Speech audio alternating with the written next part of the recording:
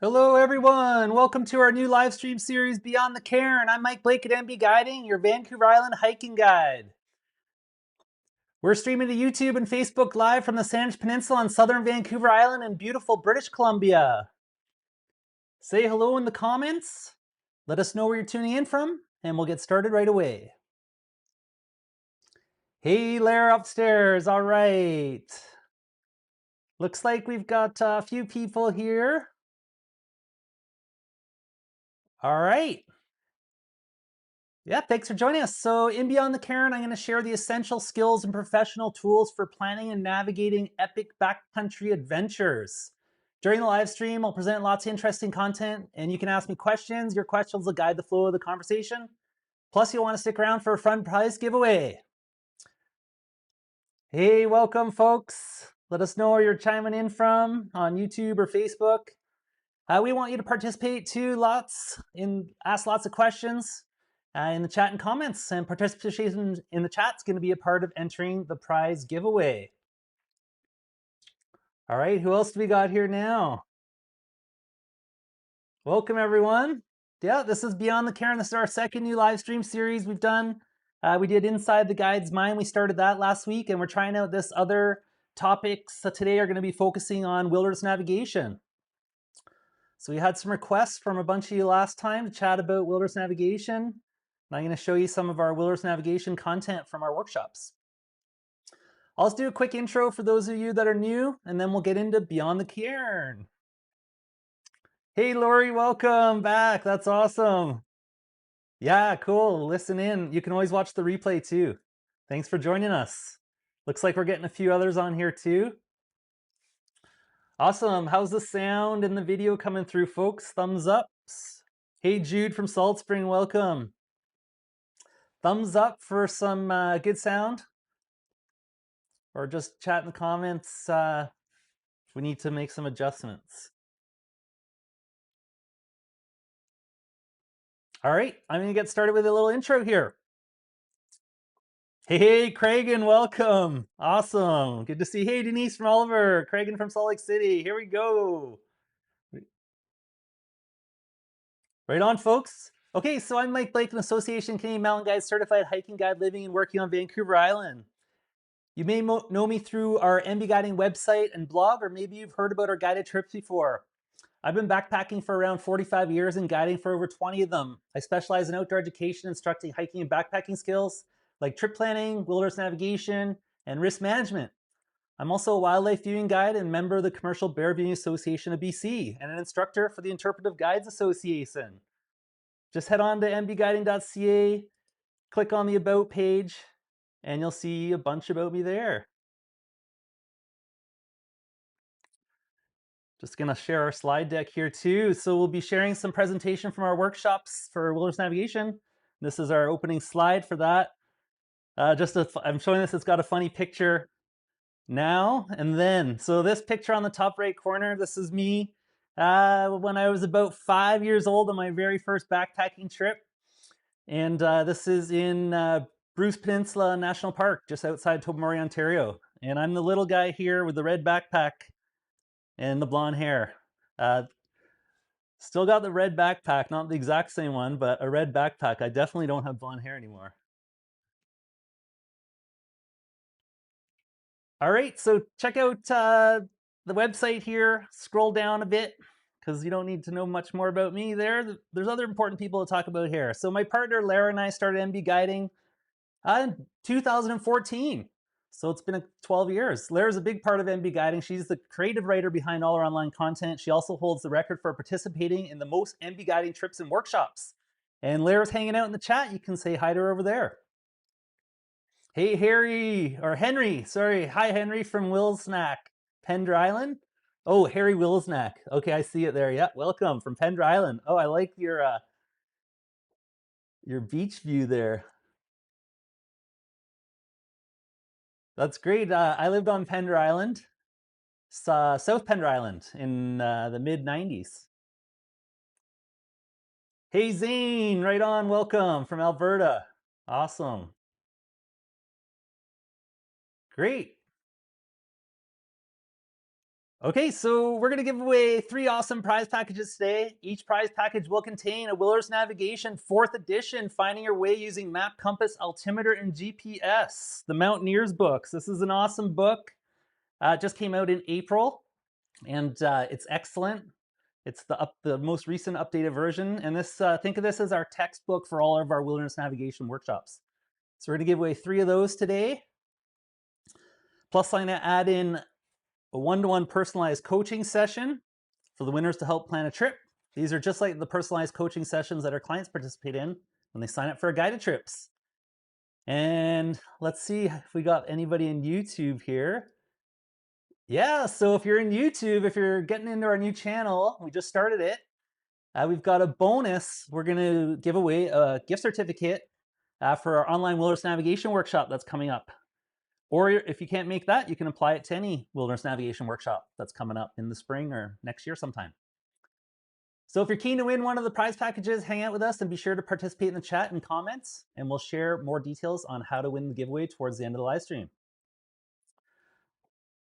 Awesome, we've got a few more people coming in. Welcome, folks. Mike Blake at MB Guiding here, just getting started with our first edition of Beyond the Cairn. So this is going to be a freestyle session.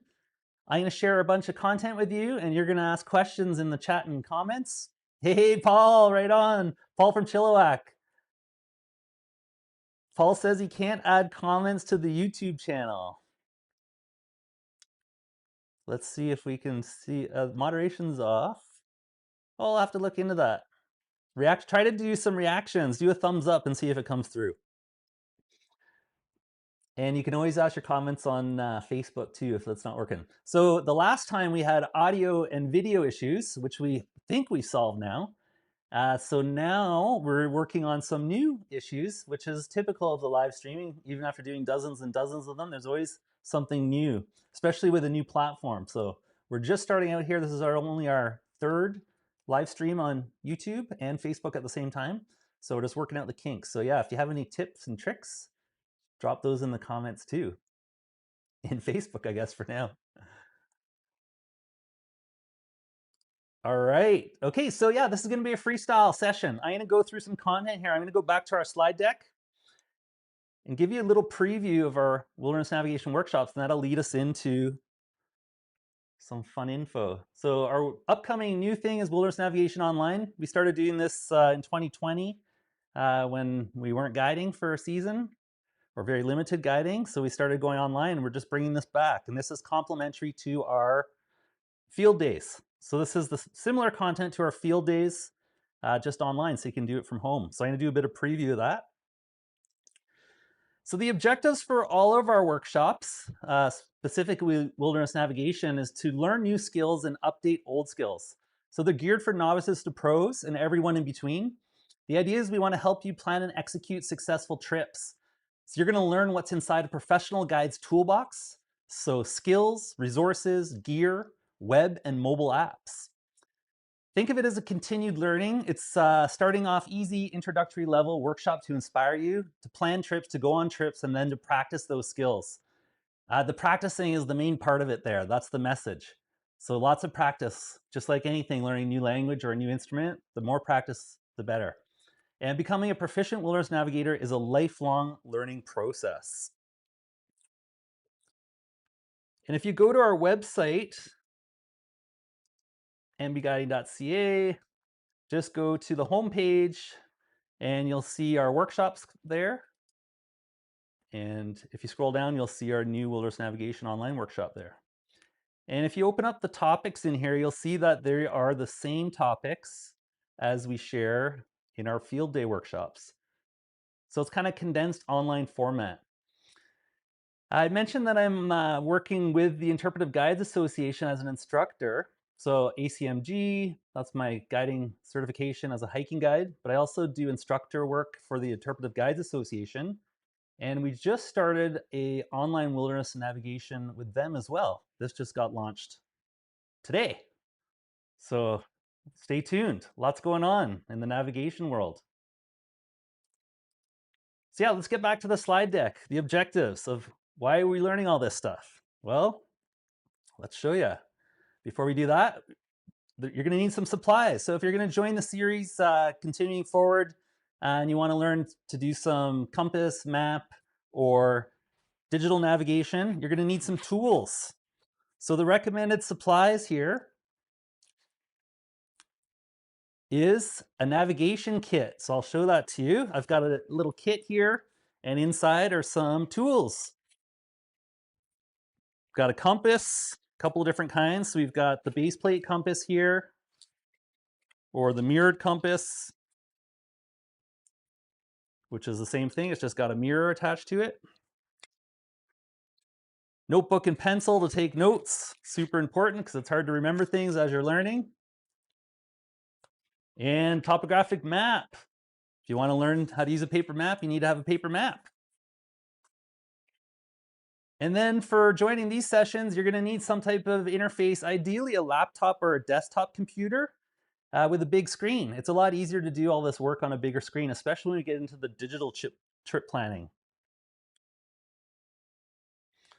So your navigation kit, map, compass, smartphone apps in addition. If you want to learn digital, laptop or desktop computer with a big screen, and a notebook and pencil. Recommended reading. Well, that book that I just shared with you. So I highly recommend checking this book out. It's awesome. Just going to bring that up again for you. This is our textbook for all of our workshops. Wilderness Navigation, 4th edition. Just came out in 2025. And it's by the Burns brothers, Mike Burns, Bob Burns. It's a classic. It's got tons of content in there. It's a super easy read. Highly recommend that. And we're going to give a few of those away.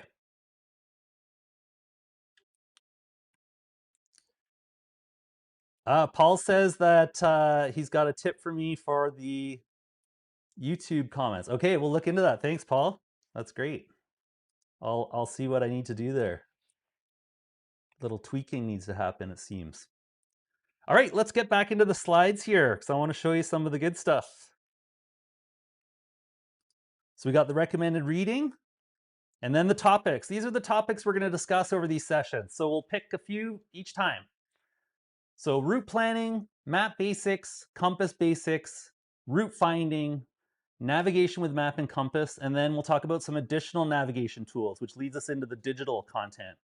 So talking about smartphone and smartphone app and planning on a desktop. So let's start with route planning. And if you have any questions while I'm presenting the information, just pop them into the chat and I'll keep an eye on things here. All right, so route planning.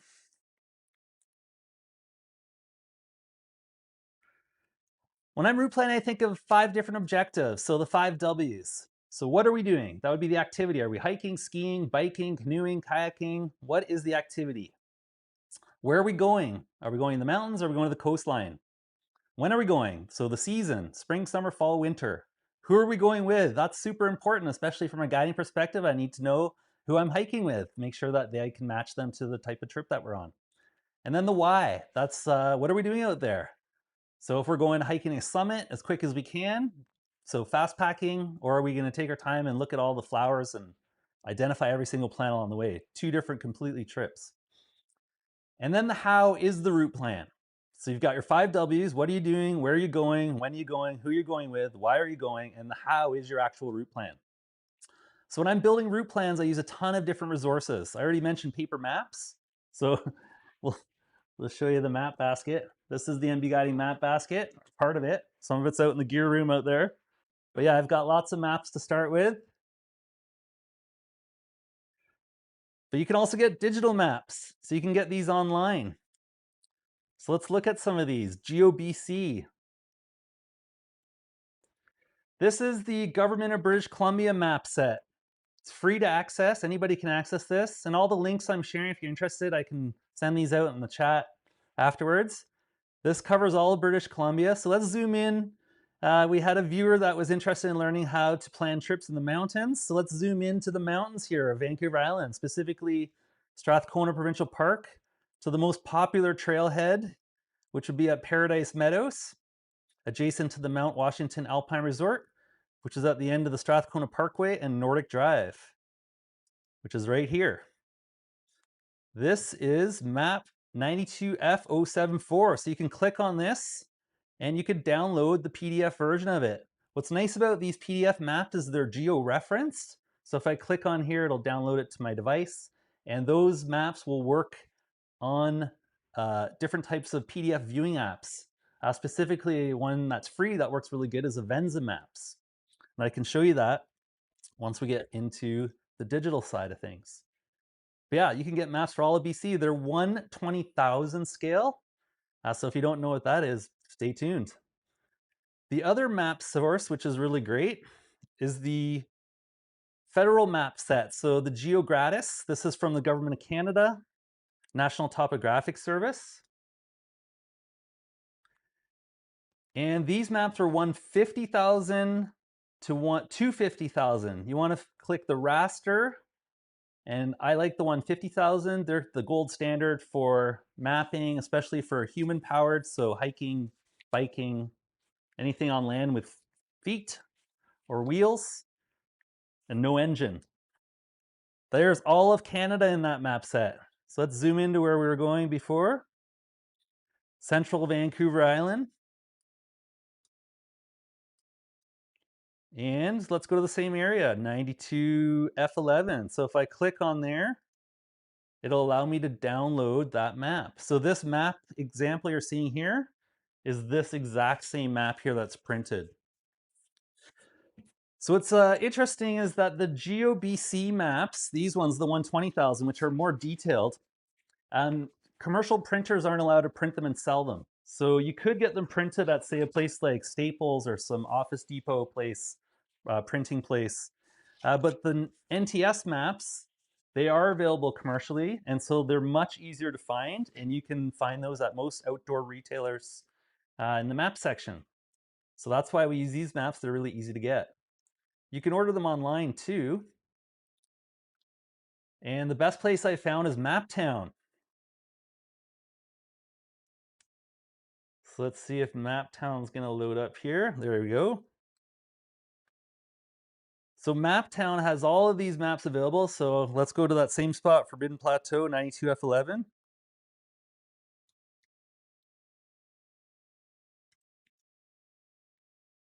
And search. Oh, there it is. It popped up right away. So this is the easiest way to get a paper map, is just order it online from a place like Maptown, and they'll send it right to your house. So $15.95. If you want them laminated, so I've got some laminated ones. Cost a little bit extra, but they're more durable. The laminated ones are nice, especially if you're teaching workshops like I do. They're reusable. So we use dry erase markers on them, and we can clean them off and use them next time. So that's the easiest way to get your maps delivered right to your house. Maptown's been awesome. They're quick, 3 days typically from Calgary, and they've got all the maps you need right there. Okay, so we're just talking about route planning resources. Lots of different books out there, folks. One of my favorite is this one right here. Philip Stone's Exploring Strathcona Park. So carrying on with the theme of where we're going hiking. This is a great book. Philip spent years putting this together. It's awesome. Got a copy right there in the bookshelf.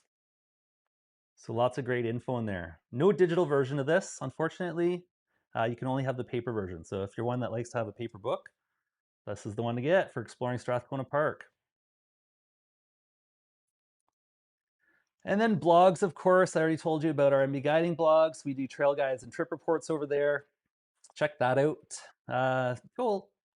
Somebody was asking about going to the mountains. Well, I just posted not too long ago Moat Lake Circuit here. So this is on our mbguiding.ca. Just go /blog and you'll see all of our latest trail guides and trip reports. So lots of information there to help you plan your trip. Permits, driving directions, and then trip reports. So I posted a trip report from a trip I did in September, solo photos, trip report with conditions, wildlife viewing, the route, track data. So lots of good info in there to help you plan. So these are all resources to help you make your own route plan. Joining clubs is great. There's lots out there. There's the Alpine Club of Canada, Island Mountain Ramblers. There's meetup groups. Just be cautious with the, the groups that are more random. I don't need to tell you why. The more established groups that have a reputation, they're pretty solid. I work with them. So Alpine Club of Canada, they've been around for over 100 years. Island Mountain Ramblers, decades. They're based out in Nanaimo. Alpine clubs all over Canada. And then another great one is the Comox District Mountaineering Club out of the Comox Valley. They've been around for a very long time as well. So clubs are great to join and meet like people that want to do similar trips.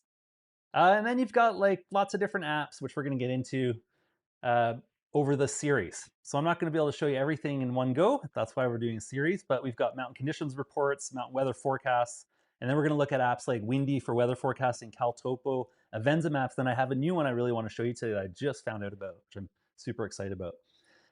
So you got your objectives, you got your resources, and then you got to think about your hazards. So another 5 W's. So I think of the hazards just like I do the objectives. What are the hazards? Where are the hazards?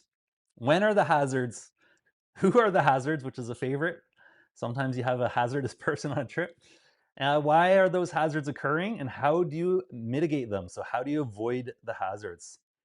So I like to put my objectives, resources, and hazards all together. And then I think of alternative plans for every trip. I try to make several, so at least A, B, C. My plan A and B are very good plans. They're interchangeable. If I didn't tell anybody I was changing them, nobody would know because they're both great plans.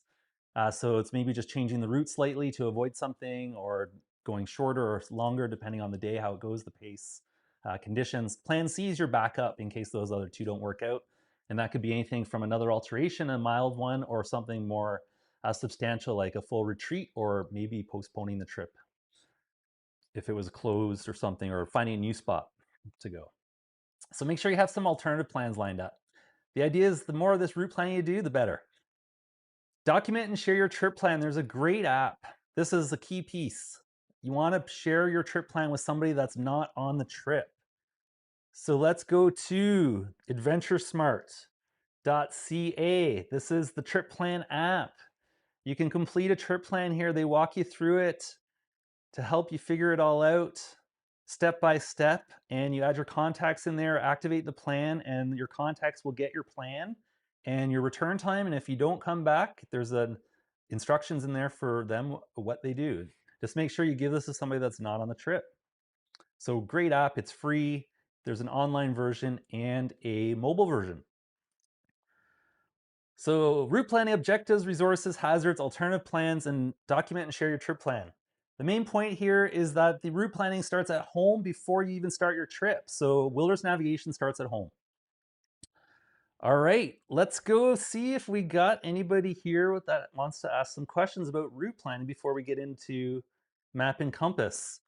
And in our workshops, because they're workshops versus courses and presentations, our workshops, we want people to work and get engaged. So I give assignments. So the assignment for the first section is, what is your objectives? What are your resources? What are your hazards? And what are your alternative plans? So we want you to start a route plan. That's the idea. So if you're following along at home and you want to start a route plan for a trip you're doing and you want to join some more of the series, I can help you with your route plan. That's part of the fun. I love route planning. I do it every day. All right, so let's see if we got anybody still here after I went on and on there. Just gonna refresh. I got my bubbly going on here. We still got people. All right, thanks everybody for hanging out. If you just joined, it's Mike at MB Guiding, and we're doing a new series called Beyond the Cairn, where we're talking about trip planning and wilderness navigation. All right, so if you don't have any questions, I'm gonna keep moving forward. Let's get to the next step here. Map basics. So we want to start simple. We want to start you with simple things. So map basics is the first step. If I had a choice of tools to take on a trip between a map and a compass, I would always choose the map first. It just does more for me if I can only bring one. So I always start with map basics. So let's talk about some map basics here. There's our 92F11 Forbidden Plateau, one of the most popular maps on Vancouver Island. It's definitely the most popular area to go hiking. So here's some map basics, folks. Different types of maps. We already talked about that. Paper maps versus digital maps. So I showed you some examples of each. I did mention scale. This is really important to know about. Different scales mean different things.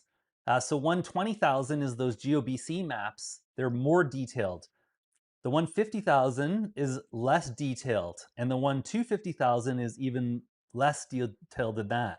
So for example, this 120,000 here, this GOBC, it's going to give me more information in the same amount of area. The 150,000 is giving me less information in the same amount of area, and so on. Vancouver Island is about 1 to 500,000 to get it all on one map. So think about it like that. 120,000, more detailed, really great for planning hikes in smaller areas. 150,000, enough detail to plan those hikes in those areas, and they're much easier maps to come by, especially if you're ordering them from somewhere, a store, or going in, walking in. And those 1-250,000 maps, they're great for doing plans, the big picture plans, like where am I going to hike this summer on Vancouver Island? I could pull out, 1-250,000. It's going to show me the middle part of Vancouver Island. I could pick out a bunch of hikes there and then figure out what maps I need to get together to make those trips happen. So I'm going to go back and forth between this slide and the other one just to give you an example of what we teach in our workshops.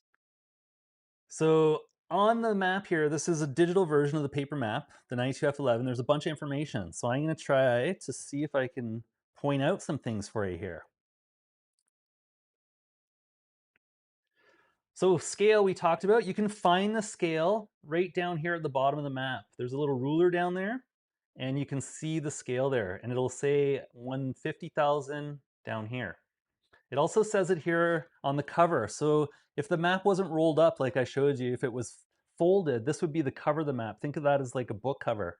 And it's also annotated on there, 150,000. So it's good to know your scale, and there it is. It's printed right on the map for you. It's also got the map sheet number, which is the code for the map, and then the area.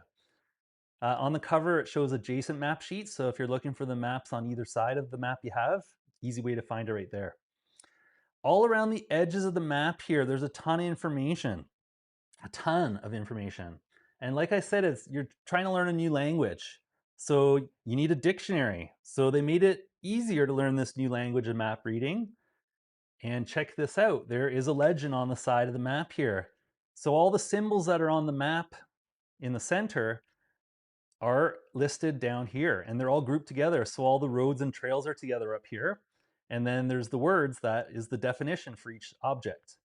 All the people-made objects are here. So towers, bridges, dams, things like that. And it explains what they are over here. And then land objects, some more natural things like lakes, rivers, glaciers, they're all grouped down here. And below that is forests, vegetated, non-vegetated, and then your contour lines, which we'll get into in a bit. So that legend is your dictionary to figure out what all this means here. And the best way to learn it is to take a map out in the field and look at this here and look at what you see in the field and compare the two and do that over and over and over, and eventually you'll look at a map and you'll know exactly what every symbol is here. Along the bottom of the map here, you've also got more information. So you've got your color codes too. The color codes you'll see here, green, blue, white are the most predominant. And then you'll see some red over here. So green is forested. White is not forested. You'll notice here on this map to the east, where Courtney is, there's also red. That's urban. So that's definitely not forested. That's concrete. You'll notice there's white around there as well. So white is not forested, not concrete. That is agriculture. So it's been logged at some point and it's fields.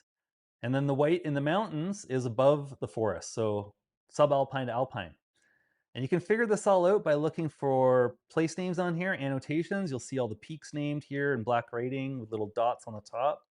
It even has a big old writing here that says Vancouver Island Ranges here.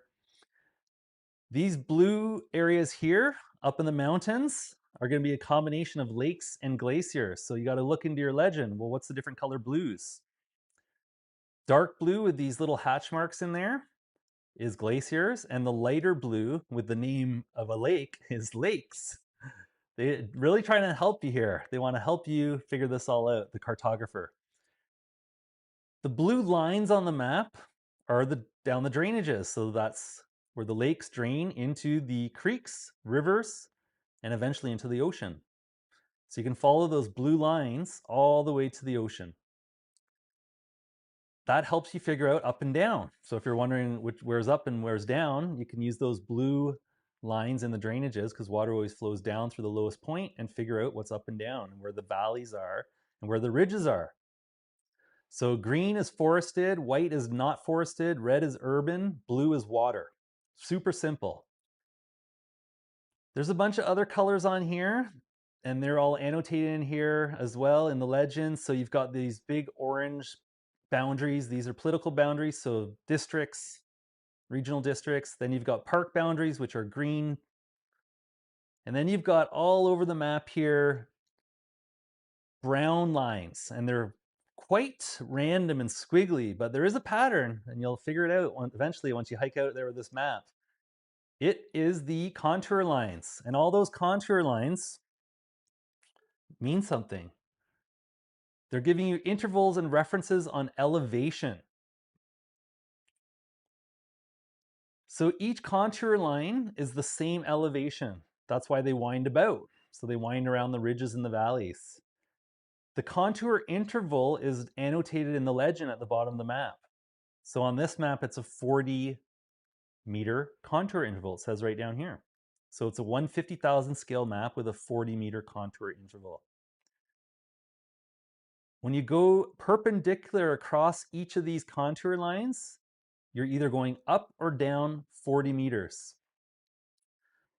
If you're walking along a contour line and not going from one to the other, you're staying on the same one, you're at the same elevation.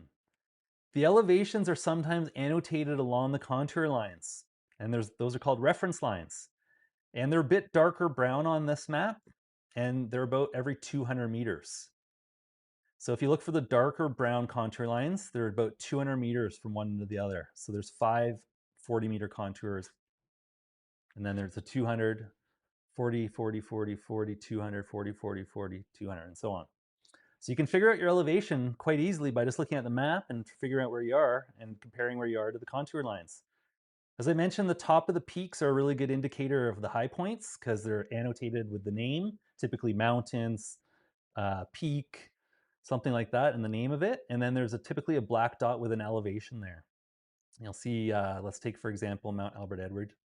If you look at Mount Albert Edward, you'll see it says Mount Albert Edward, there's a black dot, and it says 2093 meters. So that gives you an idea of elevation.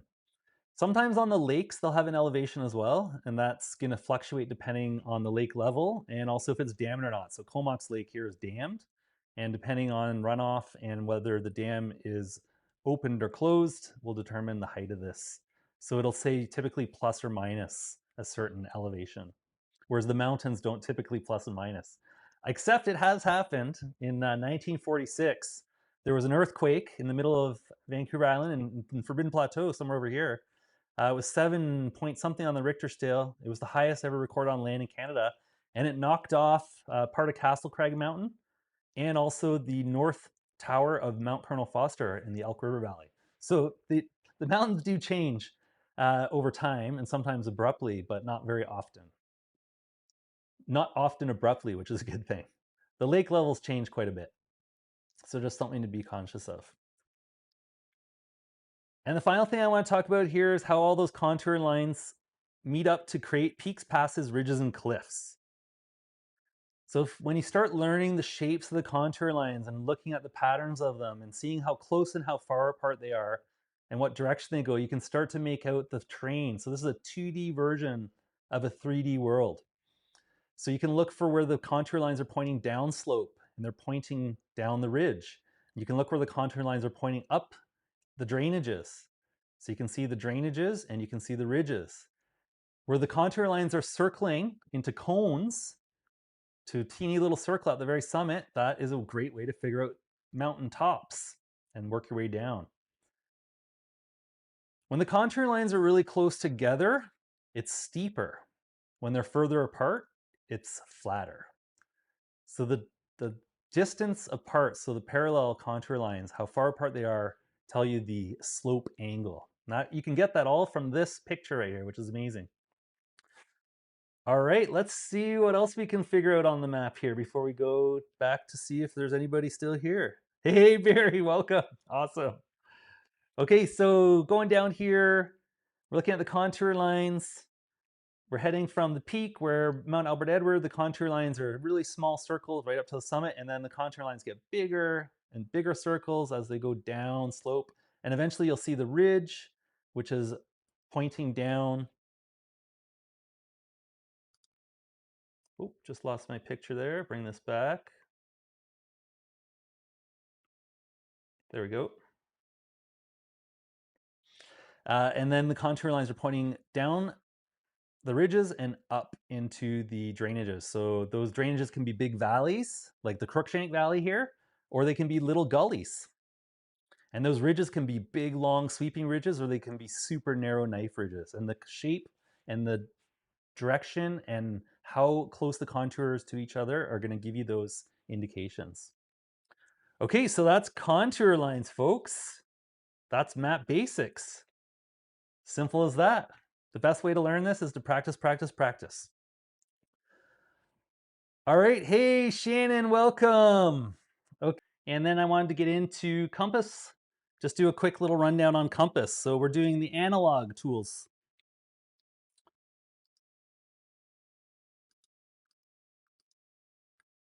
Okay, compass basics. So this is going to be talking about mirror compasses. I'll do a little demonstration here and show you the different parts. So Compass Anatomy 101. This is the base plate compass. I highly recommend when you get your compass is to get the manual out and you'll have this piece of information that I'm looking at right here. So this is going to show you compass anatomy.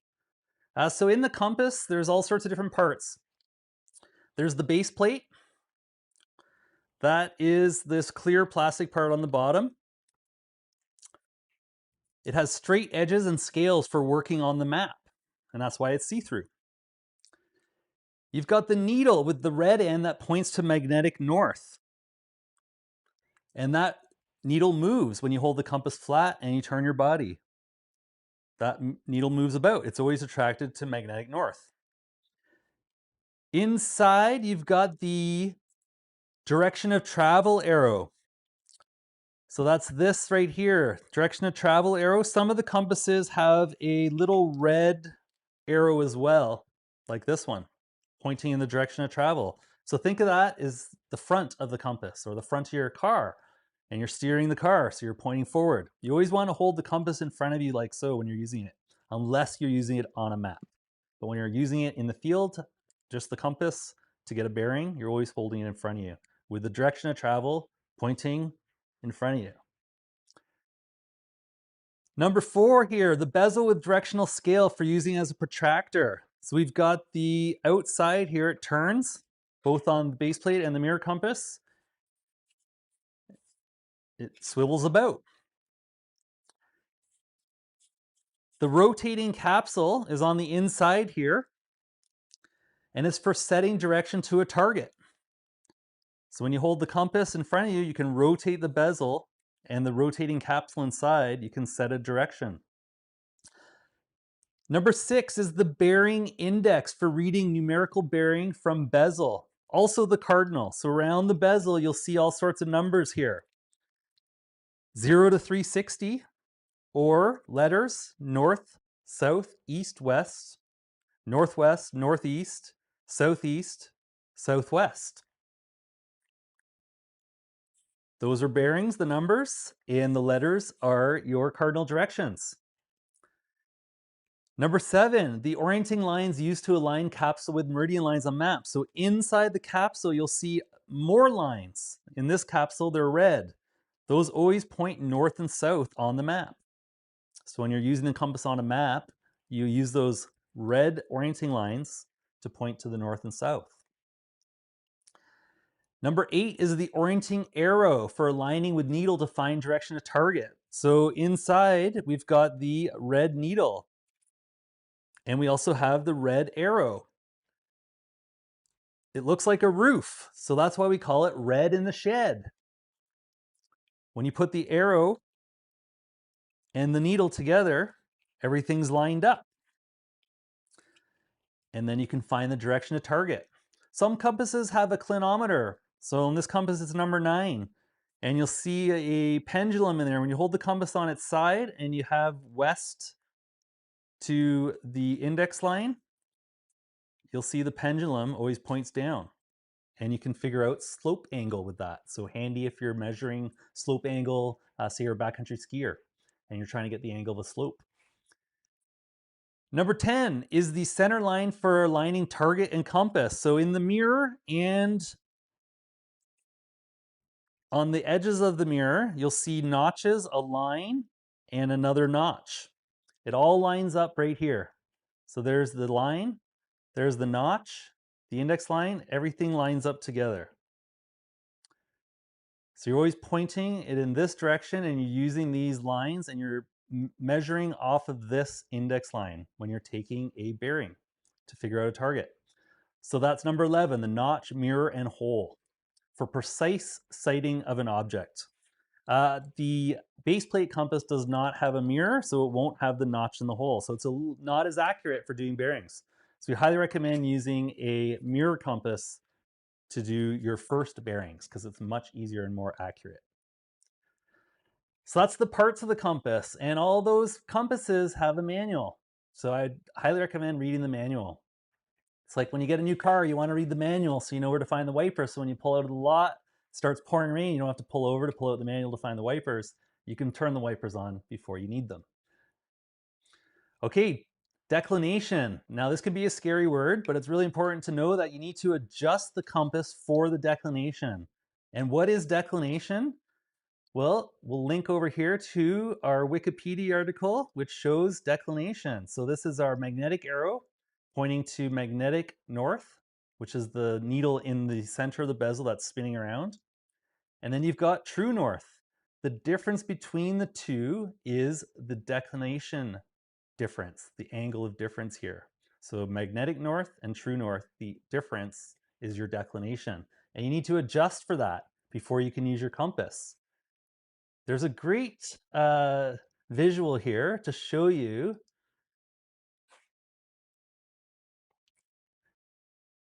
I'm gonna just see if I can zoom in here.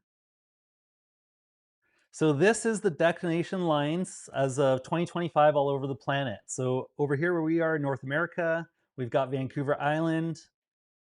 We've got these red lines. Then we've got towards Ontario, we've got these blue lines and into Quebec. And in the center, we've got this green line. So the green line is the zero declination. If you're anywhere along that line, your compass will be set to zero declination. So the orienting arrow and the north on the compass will be lined up. You don't need to adjust for that. When you're west of the declination line, you need to adjust for it to the east. So we're at 16 degrees where we are right now on Vancouver Island. So we need to adjust 16 degrees to the east. So these compasses are super handy, the Sunto MC2s, because there's a little key. You put the key in the bottom, you turn it, and you get it to 16 east, and then you're set, and then you can forget it. Once you set, you forget, because it's really hard to remember your declination and to adjust it if you don't have the adjustment on the compass itself. So you want to set it, and then you don't have to think about it. So no math while you're learning wilderness navigation after this first part. You want to go to a app like Caltopo will show you the declination for an area, or just go online and Google the declination for Vancouver Island, say Strathcona Park, Paradise Meadows, and it'll show you the declination. It's going to be about 16 degrees. Now the declination changes year to year and place to place. And this is a map here. There we go. Let's zoom into this. See if I can make this bigger. This is showing over hundreds of years the declination lines changing all over the planet. So you can see there that it changes quite a bit over a long period of time, but not a lot over a short period of time, but enough that you need to set your compass, every year I would set it. It's going to only change by a half a degree maybe, but set it every year. Or if you're moving to a different part of the planet, you need to set it for sure. So the compass declination needs to be set whether you're changing time or space. And this is over hundreds of years right here, so you can see that. So declination, once you figured it out, you don't have to think about it again, which is great because it does tend to confuse a lot of people. So the easiest way is just to look it up online, set it into your compass, and then you're all good. The bearings, those are those numbers and letters around the compass. So we can talk about that some more.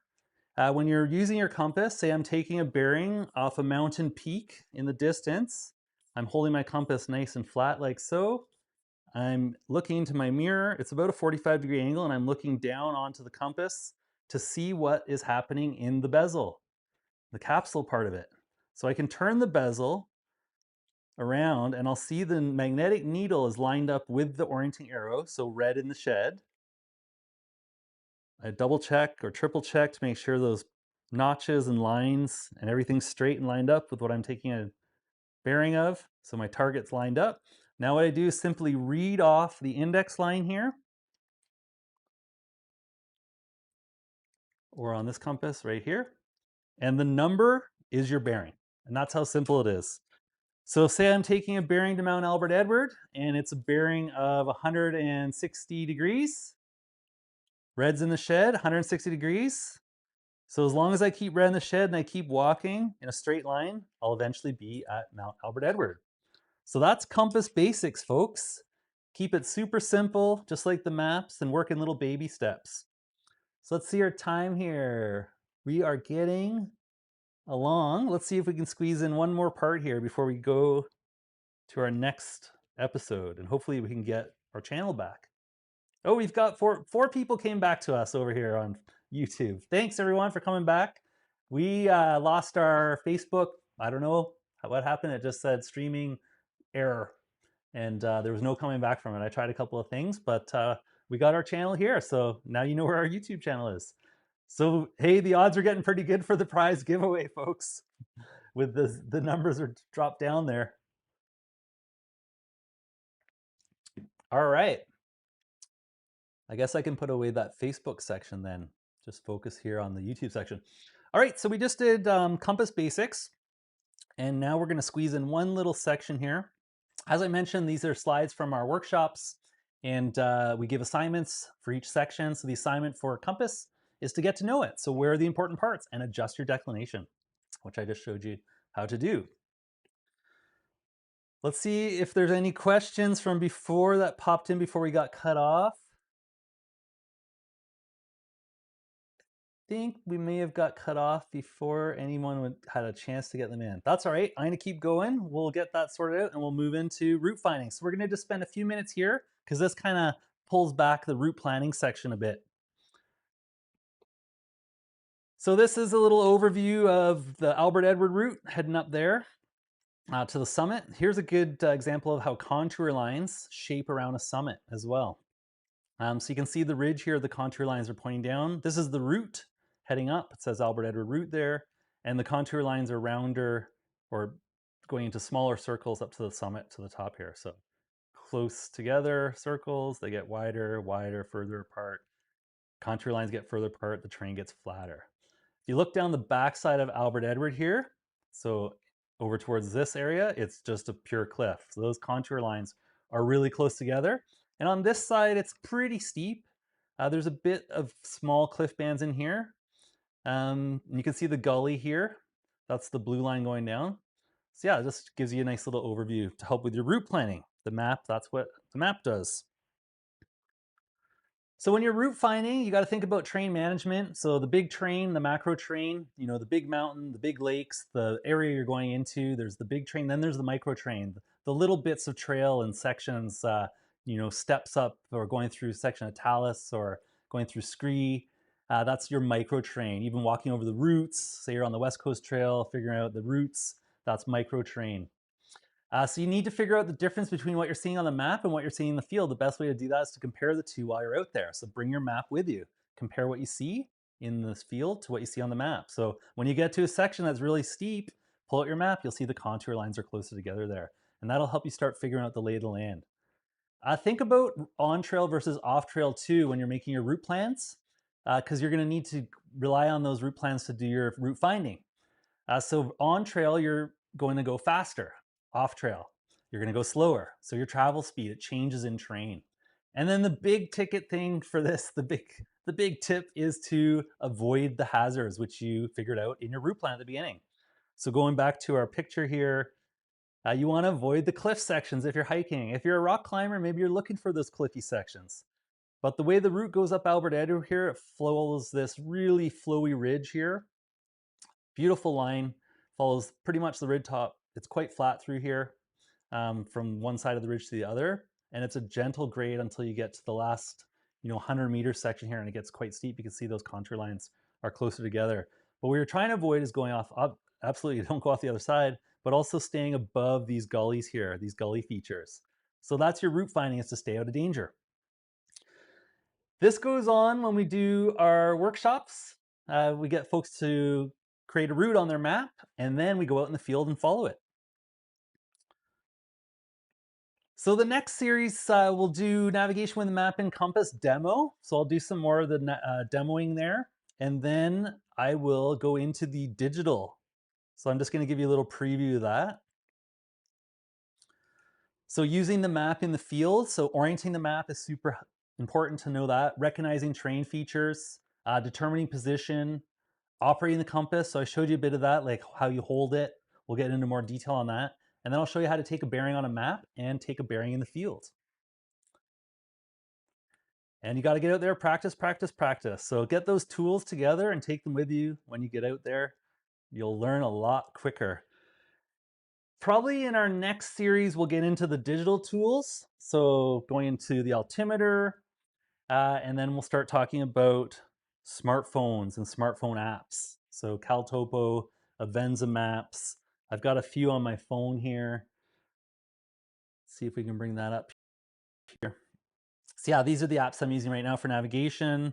CalTopo, Avenza Maps, a couple of different Garmin apps, my Sunto app that goes with the watch, Gaia GPS, Google Earth. This new one I want to show you. I'll just do a quick little show of this because I just came across this. It's pretty awesome. It's called OutMap. And this is pretty amazing. Let's see if we can find Albert Edward here. There we go. So this is OutMap. It's kind of like Google Earth on steroids, but it's got the routes on there. So we were showing that route just earlier on the other screen. There it is, heading up to Mount Albert Edward. So this is something that I'm playing with right now. CalTopo does have this as well. When I go into the map builder topo, and yeah, you're getting a teaser here of what's to come in the series. Let's go to Albert Edward. There we go. There's Albert Edward. So CalTopo has a similar feature of the 3D mode. I don't know, it just doesn't pop the same as what I found here. Let's see, we'll switch to layer. Let's make it fair. I don't know, there's something going on in OutMap that's really interesting. I want to learn more about. I mean, it's pretty good resolution. Oh, it's the route. Let's make sure. Let's do a fair comparison. Let's see if we can get that on there, because CalTopo does have the map builder overlay.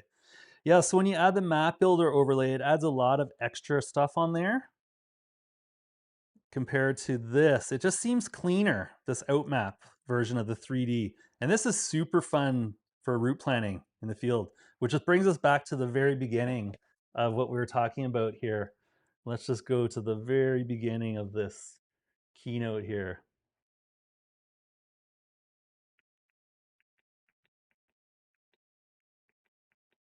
Which was the route planning section.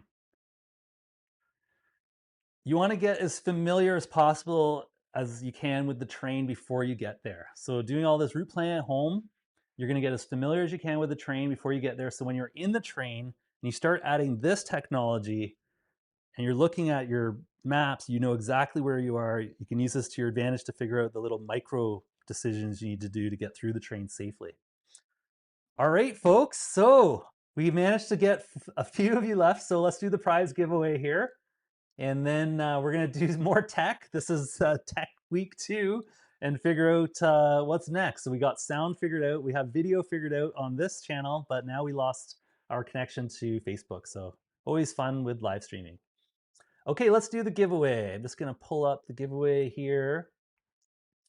So we shared a ton of info with you. Hopefully some of it was valuable and will help you plan safe, fun, and successful trips beyond the cairn.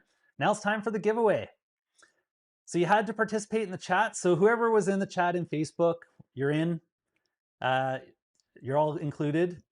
But you still have to do a step here. You got to go to our MB Guiding Facebook. No, sorry, don't go there right now.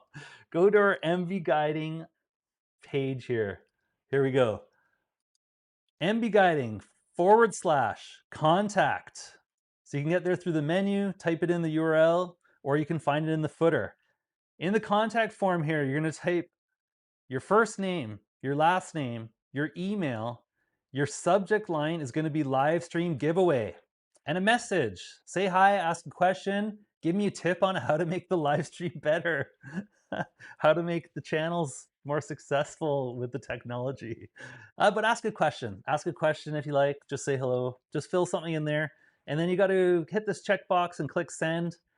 I'll get that contact form. And what I'm going to do tomorrow is I'm going to do a draw. Tomorrow, probably about 24 hours. So if you're watching the replay on YouTube, whatever you got out of the Facebook one, you'll still be able to enter till 7 p.m. tomorrow. Fill out that contact form. And then I'm going to do a random draw of all the entrants that left comments. And then there'll be 3 lucky winners. So good luck, everyone. So we've got some more live streams coming up here. We're going to do some more route planning. We're going to do Inside the Guide's Mind, which is our Q&A, where we just do an open Ask Me Anything. We're going to do more of the wilderness navigation. And the one that's coming up, which is super exciting, is West Coast Trail planning sessions. So next week, we're going to do West Coast Trail planning session number 1. And it looks like there's lots of interest in that one. So hopefully our tech is up to snap for that. So yeah, we're planning out our fall and winter live stream schedule and would love your feedback, what you'd like to see us do next. So more Q&A sessions, trip planning sessions, any other ideas, share them in the chat and comments. We'll post upcoming events on our social channels. Click on the events to get notifications when we go live again. And if you enjoy this live stream, give a thumbs up and leave a comment if you're keen for more. You can also share the replay, share our websites, and subscribe to and share our social channels too. So that's all for now, folks. Thanks for joining us. Have a great week and see you on the trails.